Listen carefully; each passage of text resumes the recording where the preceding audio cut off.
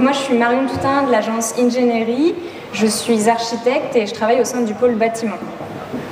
Donc là, on va vous présenter le sujet sur les cours d'école durables. On va partir un peu des constats de terrain, de l'existant qui peut exister dans vos cours. On va vous présenter 2 projets pilotes qui sont en cours de réalisation sur le territoire yvelinois. On va vous parler des différentes interventions possibles et des subventions envisageables.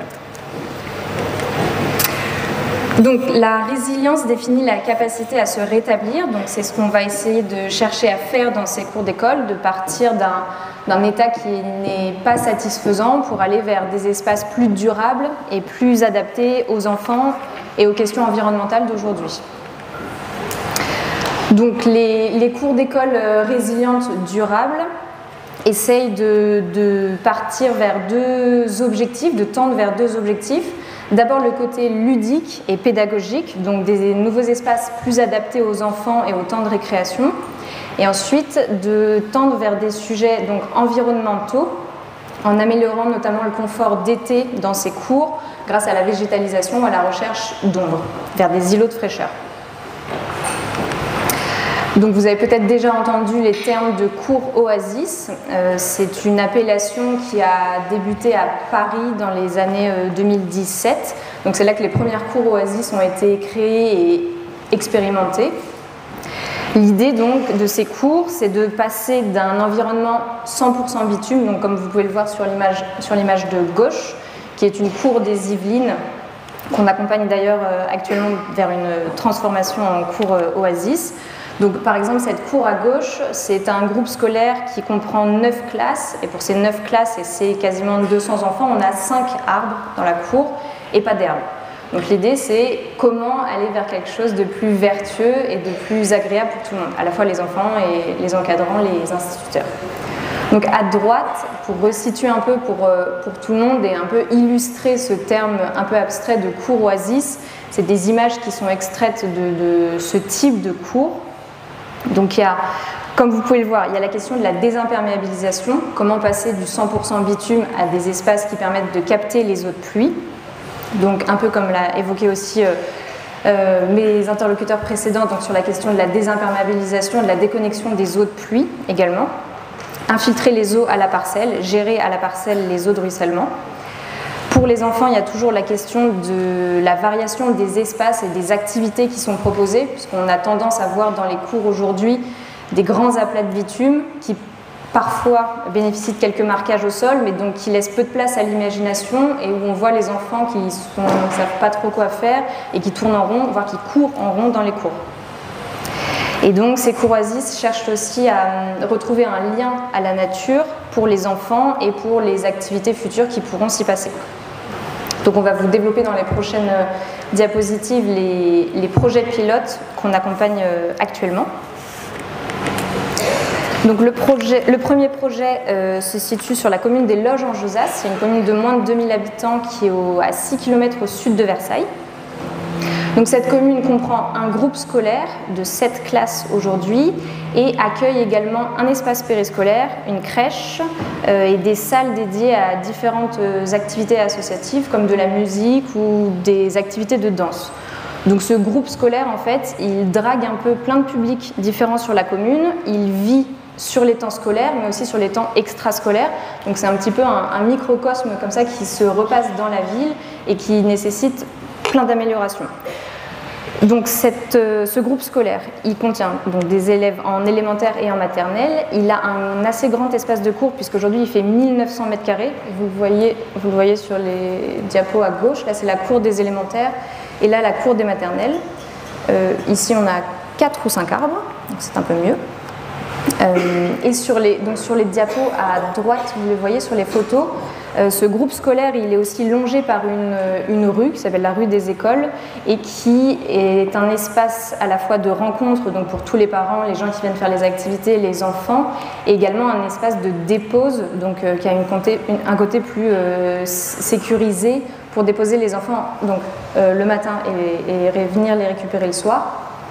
Et c'est comme vous le voyez un espace qui est quasiment tout en bitume, donc vous avez la route au milieu qui passe et des espaces de stationnement d'un côté qui à cause du plan Vigipirate, ne peuvent pas être utilisés. Donc vous avez des espaces de bitume non qualifiés qui sont perdus en fait pour la commune et les différentes activités qui pourraient s'y passer. Donc l'idée c'était, dans ce projet, c'est un peu particulier, c'est à la fois la cour de l'école et le parvis, cette rue qui longe le groupe scolaire. Donc pour le projet des loges Josas et pour tous les autres projets de transformation de cours d'école, il y a des diagnostics préalables et des études qui sont nécessaires avant de pouvoir commencer le travail de faisabilité. Vous en êtes un peu conscient, vous le faites également sur les projets de bâtiments et de voirie, ça fonctionne aussi pour les cours d'école. Donc en général, il faut toujours un relevé topographique de la parcelle, ça nous permet d'avoir les altimétries, de voir s'il y a déjà des pentes qui sont mises en place et d'avoir les différents points de niveau. Couplé à ça, il faut un diagnostic des réseaux pour à la fois avoir les réseaux, donc les eaux de pluie, les réseaux d'assainissement et éventuellement d'autres canalisations qui pourraient passer sous la parcelle, par exemple du gaz, pour éviter d'endommager ces réseaux lors de travaux. Et ce qui rejoint un petit peu donc, les présentations précédentes avec les parkings perméables, il nous faut une étude de sol pour avoir donc le coefficient de perméabilité et d'absorption des sols pour l'infiltration des eaux de pluie dont je vous parlais. Et également, comme on va venir désimperméabiliser, donc enlever le revêtement existant, très souvent du bitume, il vous faut un diagnostic amiante. Donc ce sont des carottages qui sont pratiqués sur les différents bitumes de la cour pour vérifier qu'il n'y a pas d'amiante. Tous ces diagnostics sont nécessaires et sont tout à fait compatibles avec le temps scolaire, puisqu'ils peuvent se faire soit les mercredis, et dans le cas où ils sont faits sur un petit côté de la cour, les entreprises spécialisées rebouchent par exemple après les différents trous qui auraient pu être pratiqués. Dans le cas des loges en Josas, donc c'était un double projet, donc c'est un marché qui a été alloti en deux lots. D'abord un lot pour le bâtiment, puisqu'il y a toute la rénovation, notamment énergétique et fonctionnelle de l'intérieur du groupe scolaire, et un lot pour les cours d'école, donc qui a été attribué à un paysagiste. Donc les deux maîtrises d'œuvre ont été attribuées en octobre 2022, il y a un peu plus d'un an. Donc le paysagiste avait une mission complète de maîtrise d'œuvre, ainsi qu'une mission complémentaire qui était de la concertation. Donc ça, c'est quelque chose, un point qui a été vraiment fondamental et hyper enrichissant pour le projet, puisque l'architecte paysagiste, enfin le paysagiste mandataire pour le lot 2, a monté des ateliers de concertation, de co-conception avec les enseignants, les élus, mais également les enfants. Donc c'est des ateliers qui ont pu se passer sur le temps scolaire, à l'école, où il y avait vraiment des discussions, des échanges, et l'idée c'était de pointer les éléments qui fonctionnaient dans les cours, parce que tout n'est pas à jeter, mais quelles améliorations sont possibles et surtout comment recueillir la parole des enfants. Donc il y avait par exemple, donc là c'est des illustrations des ateliers qui ont pu se passer avec les enfants, donc partir de l'existant, et un des ateliers s'appelait la cour rêvée, donc comment transcrire les souhaits et les rêves des enfants en des propositions et des interventions faisables dans la cour d'école par le paysagiste. Donc tout ça, ça nous a permis d'avoir une définition très fine des espaces existants avec un relevé des différents usages qui se passaient dans la cour, là où il se passait des choses, là où il ne se passait rien, les espaces qui étaient problématiques et donc quelle amélioration était possible. Donc là vous voyez à droite le plan au stade APD, donc avant projet définitif. Donc c'est quand la conception est pas mal avancée par la maîtrise d'œuvre. Et à gauche, vous avez donc le plan, c'est donc les fameux relevés dont je vous parlais préalable. Donc à gauche, le plan géomètre. Et donc, l'idée du projet, c'était de maintenir les caractéristiques positives qui existaient sur la parcelle. Donc par exemple, ces espaces verts un peu ponctuels, ces arbres à droite à gauche, et venir révéler les caractéristiques un peu plus cachées et les améliorer. Donc toute l'idée du projet, c'était, vous voyez ici, cette limite est en fait, qui était un tout petit peu végétalisée avec en fait juste une haie, c'était de venir l'épaissir et y mettre de nouvelles fonctions. Donc c'est à la fois des fonctions ludiques, donc des nouveaux jeux, des structures d'équilibre, des murs sur lesquels écrire, et à la fois des fonctions environnementales, donc gérer la récupération des eaux de pluie, désimperméabiliser, parce que là c'était complètement imperméable avec du bitume. Et donc par exemple tous les revêtements qui sont en jaune là, c'est que des copeaux de bois, donc qui infiltrent directement sur la zone là où la pluie tombe. Ce qui était aussi très vertueux dans le projet et qui était une condition dès le départ de la maîtrise d'ouvrage, c'était de réussir à déconnecter les descentes d'eau pluviale des toitures du groupe scolaire et de pouvoir les infiltrer à la parcelle. Donc le projet a réussi à déconnecter les 17 gouttières existantes pour venir toutes les rejeter dans soit des bassins d'infiltration, soit des mous, soit les rediriger vers les copeaux de bois, etc. Donc ça c'était le challenge qui a été relevé. Donc pour la cour d'école, vous le voyez à droite, il y a différents espaces, je reviendrai après sur les interventions. Et il y a donc à gauche, c'est la fameuse la rue des Haies qui dessert le groupe scolaire. Et donc l'idée c'était de venir rationaliser les espaces de stationnement, puisque de toute façon ils ne sont pas utilisés, donc on est passé d'une dizaine de places à 4, je crois, qui ont été maintenues. En fait, il y a des barrières sur tout le temps scolaire, donc il y a juste et la route d'ailleurs est barrée le matin et le soir, donc les voitures ne peuvent même pas circuler, les enfants doivent venir à pied, sont déposés à pied. Et donc, à la place de ces espaces de stationnement qui étaient vacants, on est venu créer des noues d'infiltration qui récupèrent toutes les eaux de la route qui viennent directement donc s'infiltrer au plus près. Et la végétation qui était existante a été densifiée. Par exemple, là vous voyez sur le petit carré devant la crèche, on avait un seul arbre et donc le paysagiste est venu densifier cet espace pour apporter davantage de végétalisation.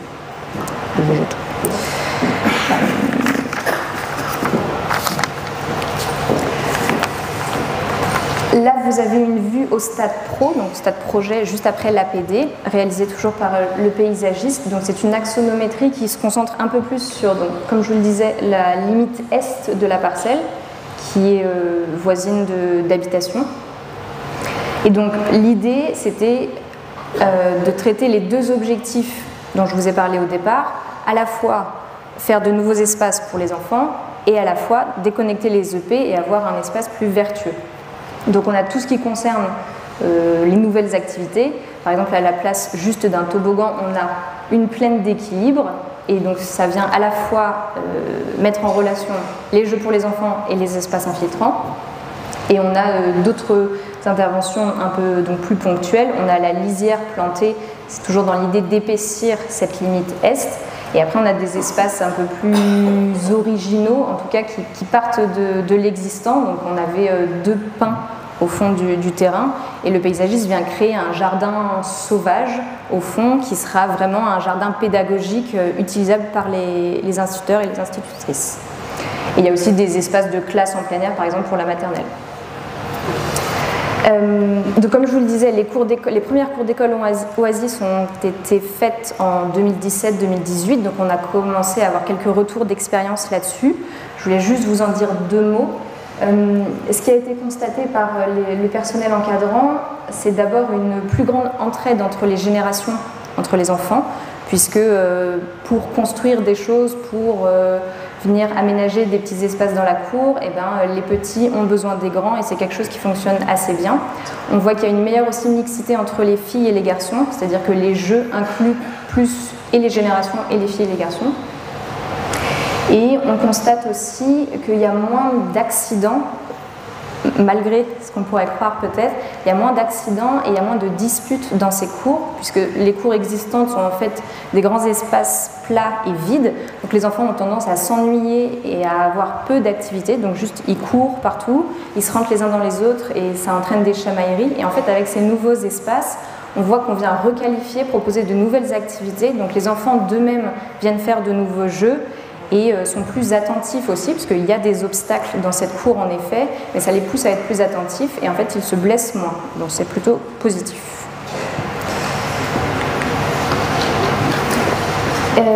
Pour finir donc, sur le projet des loges, vous le voyez pas très bien en bas, mais c'est une coupe qui a été réalisée par le bureau d'études VRD, donc, qui était en association avec le paysagiste. C'est parce que vraiment sur ce projet, comme je vous le disais, il y avait la gestion alternative des eaux pluviales Et donc l'objectif de la commune, c'était 0 rejet dans le réseau. Donc ça a été possible grâce à la déconnexion des EP et à l'infiltration directement à la parcelle. Donc aujourd'hui, sur les 1900 m² de cours et les 1000 m² de parvis, on peut gérer une pluie cinquantennale à la parcelle. Donc ça limite aussi la sollicitation du réseau en cas de forte pluie, par exemple. Donc voilà, cette coupe, c'était juste pour montrer que le système des nous a été vraiment travaillé et qu'on a évidemment les nous qui sont visibles dans l'espace public et ou dans les cours, mais en fait c'est tout le traitement qui est en dessous qui permet d'infiltrer les eaux à la parcelle. Une autre caractéristique aussi des cours oasis, c'est l'idée de frugalité, c'est-à-dire que tout n'est pas forcément à refaire et à toucher dans les courses. Donc il y a des équipements qui peuvent être réutilisés, réemployés. C'est le cas par exemple de structures de jeu que les enfants adorent et qu'il suffit juste de déplacer par exemple pour que la cour fonctionne mieux. Donc voilà, il y a l'idée d'avoir des nouveaux jeux, mais également de réemployer certains. Par exemple, ça peut être du mobilier aussi, ou des choses qui sont construites avec les enfants. Par exemple, il y a du mobilier qui peut se construire de façon très simple avec des ateliers participatifs avec les enfants. Et pour finir donc sur le coût de l'opération, aujourd'hui les marchés de travaux ont été signés la semaine dernière par la commune. Et donc le coût de l'opération totale reprend à la fois les études préalables dont je vous ai parlé au début, la topographie, l'amiante, etc. Les coûts de la maîtrise d'œuvre, donc ici c'est le paysagiste associé au bureau d'études VRD qui a été indispensable pour faire tous les calculs d'infiltration qui étaient nécessaires aux demandes de subvention, dont on vous parlera après. Et donc les travaux qui ont été signés la semaine dernière, je vous le disais, donc à hauteur de 475 000 €, donc on arrive à un coût d'opération d'environ 530 000 € hors taxe. Bien sûr, ces aménagements, donc ça nous fait un coût moyen d'intervention de 170 € pour les travaux par mètre carré. Et ça, c'est une pondération entre les espaces qui sont très peu touchés, comme je vous le disais, et les espaces sur lesquels on vient intervenir fortement, enlever le bitume, remettre des structures et remettre des nouveaux copeaux de bois, par exemple. Et je finis juste sur une intervention, donc Madame Doucerin, la maire des Loges en Josas, qui va vous raconter son projet.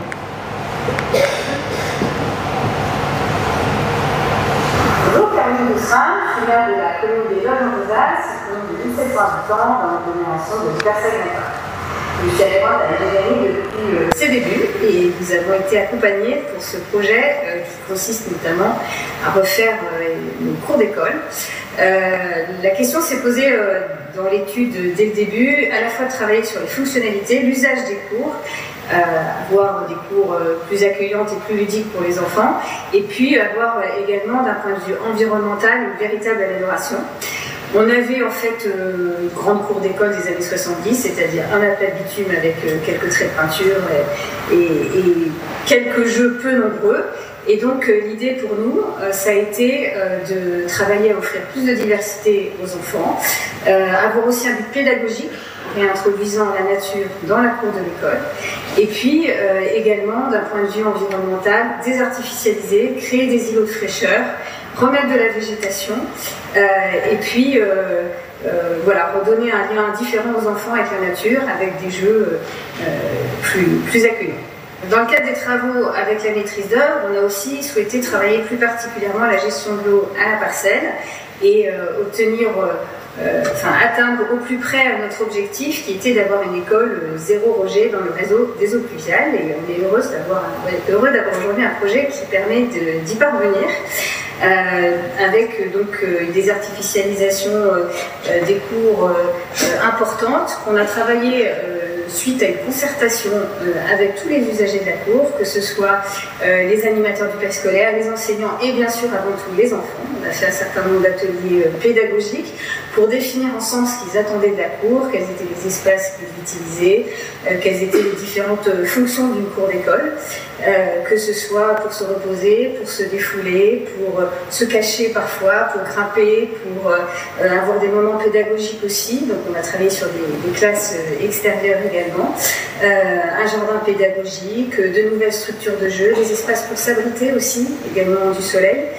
Donc on a intégré l'ensemble des fonctionnalités dans cette nouvelle cour d'école. Aujourd'hui, nous en sommes au stade où nous avons attribué les marchés. Le conseil municipal il y a quelques semaines. Les travaux sont prévus pour l'été 2024, bien sûr ne pas trop impacter l'usage des cours.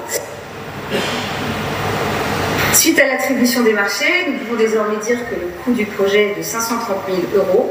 Il a été subventionné essentiellement par l'Agence de l'eau, mais aussi par la région, dans le cadre de l'appel à projet îlot de fraîcheur, donc pour un total de subvention de 370 000 €. Alors on avait auparavant un aplat de bitume sur l'ensemble de ces deux cours, et donc voilà, toutes les parties que vous voyez en liège là seront désartificialisées avec des copeaux de bois, des nouvelles aires de jeu pour les enfants de part et d'autre, en maternelle, en élémentaire, ici un jardin pédagogique, et puis voilà, des espaces de jeu pour grimper, des espaces aussi pour s'abriter, des préaux dans les deux cours, et également des classes extérieures, une en maternelle ici et une ici à l'usage de l'élémentaire et du centre de loisirs. Les maternelles ont également des petits jardins ici pour travailler, faire des ateliers de jardinage, et puis on a prévu également un abri vélo pour eux qui n'était pas existant auparavant. Et je laisse la parole à Monsieur Chevalier pour la suite des projets pilotes.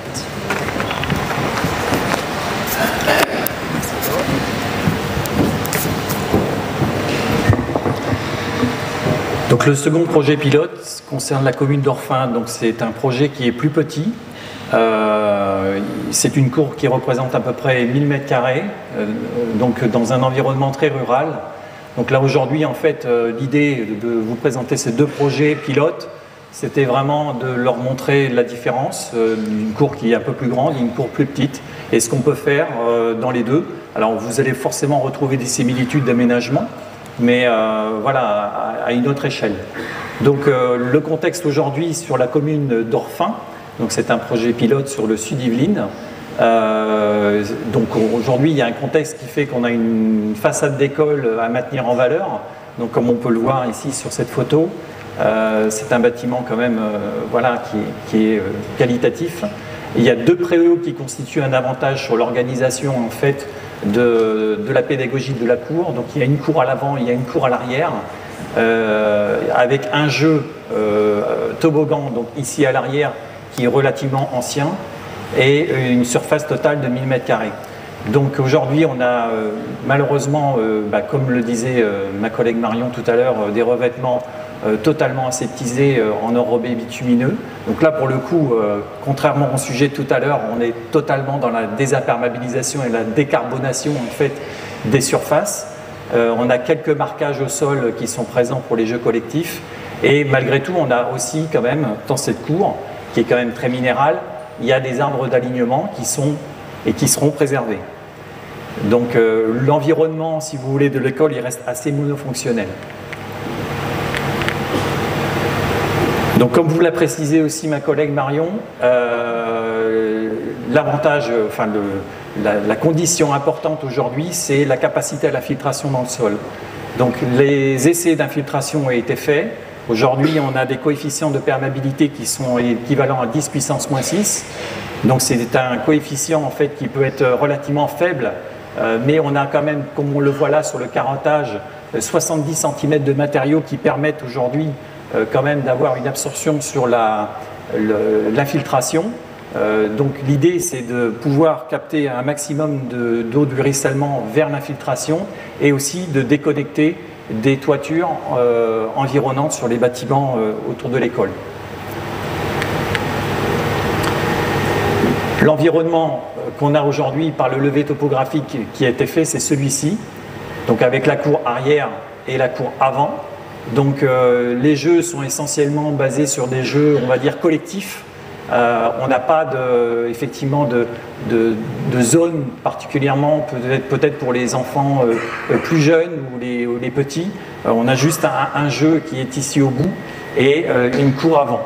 Donc l'idée aujourd'hui, en fait, au stade de l'opportunité et aujourd'hui au stade de la faisabilité, c'est-à-dire que ce n'est pas un projet qui est avancé aussi loin aujourd'hui qu'au Legend Josas. On en est au stade de la faisabilité, mais là, l'architecte paysagiste maintenant qui est nommé en fait sur le projet va présenter prochainement son avant-projet. donc sur cette base de faisabilité, où on retrouve principalement l'idée d'avoir des revêtements clairs, en fait, en enrobé clair, qui peuvent être drainants. Une partie, on va dire, complètement végétalisée avec des espaces ludiques, donc des espaces notamment avec des tableaux qui peuvent être insérés ici, tout un espace végétalisé qu'on va voir après. Voilà, donc l'idée c'était vraiment d'avoir une section vraiment complètement à 100% désimperméabilisée avec des îlots de fraîcheur et conserver quand même malgré tout des jeux collectifs sur la partie avant. Donc voilà où on en est un petit peu au jour d'aujourd'hui sur la représentation. Donc il y a une projection qui a été faite. Les enrobés colorés, enfin c'est des enrobés clairs, hein, donc c'est des enrobés drainants qui peuvent être avec des liants végétales, notamment pour avoir aussi un coefficient d'infiltration et pouvoir diriger les pentes vers les nous d'infiltration végétale. On a aussi implanté des arbres CP pour arriver à avoir les îlots de fraîcheur. Et donc, comme je vous le disais tout à l'heure, toute la partie en fait végétale avec un mélange de vivaces et aussi de carrés potagers pour les enfants ici au bout, qui restent des carrés potagers en fait ludiques, hein, très ludiques. C'est pas pour planter de la culture intensive. Et puis voilà, avoir des matériaux, on va dire, fluents ici sur cette partie-là, comme les copeaux de bois, comme au Loge Josas, et puis des jeux qui peuvent être plus ou moins grands, voilà, en fonction du choix que la commune décidera de faire. Donc grosso modo, en fait, voilà l'idée en fait du projet qui a été dessiné aujourd'hui. Donc ça semble convenir aux objectifs qui sont attendus par la commune et les enseignants. Le coût de l'opération aujourd'hui, il est évalué à 280 000 €. Le coût des travaux, il en est à 250 000 € et il y a à peu près 30 000 € en fait d'investigation préalable et de frais d'architecte paysagiste. Aujourd'hui, ce qu'il faut savoir, c'est que le coût moyen en fait d'une cour résiliente,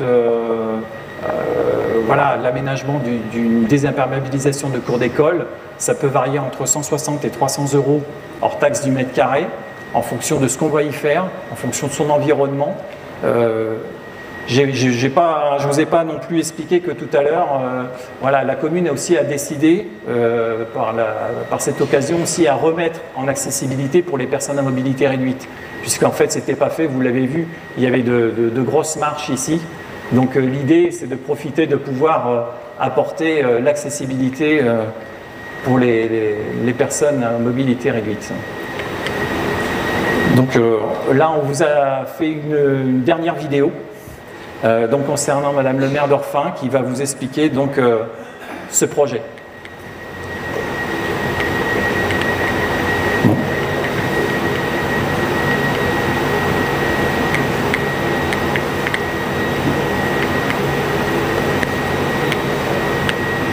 Bon, marche pas.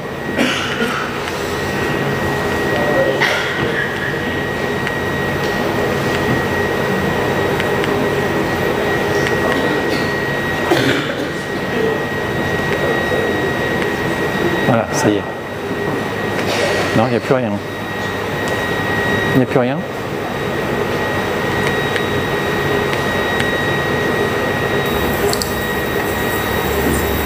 Alors tout d'abord, je vais planter le décor à Orphin, cette école rurale qui est à nos côtés. C'est une belle bâtisse en pierre que nous avons restaurée il y a déjà quelques années. Refait, rejoint des pierres, la peinture des grilles, des rebords de fenêtres. Nous avons vraiment fait quelque chose de joli. C'est vraiment une école rurale. Et puis, l'idée nous était venue, et c'est là que j'ai contacté un ingénieur. Nous pouvons venir travailler dessus. Parce que malheureusement, autour de cette belle bâtisse, il y a une étendue de cours d'école, et cette cour d'école, c'est du bitume. une belle superficie de 10 000 mètres carrés. 1000 mètres carrés. 1000 mètres carrés de bitume. C'est énorme et ça pose d'énormes problèmes aussi. Dans cette cour, nous avons un petit peu planté quelques arbustes pour agrémenter, pour planter un décor plus agréable. Il y a quand même 4 beaux tilleuls qui sont des tilleuls centenaires. C'est bien, mais toutefois, on a constaté avec ces températures qui s'élèvent l'été, nous avons remarqué que le bitume se liquéfie, pose des problèmes, les enfants jouent. Alors, c'est déjà pas très très simple ce bitume, et en plus, là, ça ne convient pas du tout aux parents, bien sûr, puisque les enfants se retrouvent avec sur les vêtements un petit peu de goudron, donc c'est pas bon. Donc, de ce projet de végétalisation de cours, nous avons contacté bien sûr des architectes de bâtiments, d'espaces verts, et nous sommes aperçus que ces espaces pouvaient être aménagés aussi bien en espace récréatif, mais aussi pour l'enseignement éducatif, pour les activités pédagogiques. Et je remarque qu'en parlant avec notre équipe pédagogique, tous sont preneurs, tous veulent avancer dans cet avenir. Alors, bien sûr, ce serait avoir des îlots pour réduire la chaleur, favoriser la biodiversité et désimperméabiliser les sols. Donc, dans ce projet qui est bien avancé, vous avez bien travaillé avec des sociétés spécialisées, des programmes extraordinaires pour moi, c'est extraordinaire. Nous allons concrétiser un peu tout ceci. C'est un souhait et de toute façon, à l'avenir, nous devrons tous y passer. Nous, cours d'école dans ce monde rural, nous sommes à la porte de la Beauce, on se rend compte qu'il y a des années, on a étalé du bitume partout et ça, c'est dommage. Il va falloir réviser nos positions et c'est pour ça qu'à Orphin, nous avons souhaité, et je suis sûr que c'est pour ça, qu'Ingénierie Christophe nous a suivis dans ce projet que nous aimerions voir réaliser. Alors le coût, on dit à peu près 250 000 €. Bien sûr, il y a les frais d'études. Nous avons fait des études géotechniques, géophysiques, géomètres, à peu près 30 000 € d'études. Il faut comprendre que cette réalisation pourrait nous revenir à 300 000 € et à nous aussi de nous battre et de trouver des subventions qui conviennent. Donc j'y crois, je crois beaucoup à ce projet, nous y croyons, n'est-ce pas, Jacques? On y croit à ce projet, et c'est pour vraiment l'école, les enseignants, les élèves, et puis le bien-être de tous. Ce serait une très belle réalisation. Et vous dire que personnellement, depuis que je suis dans ce village, j'ai beaucoup planté, n'est-ce pas? Nous avons beaucoup planté, parce qu'encore une fois, c'est un monde rural. Donc la végétation compte énormément.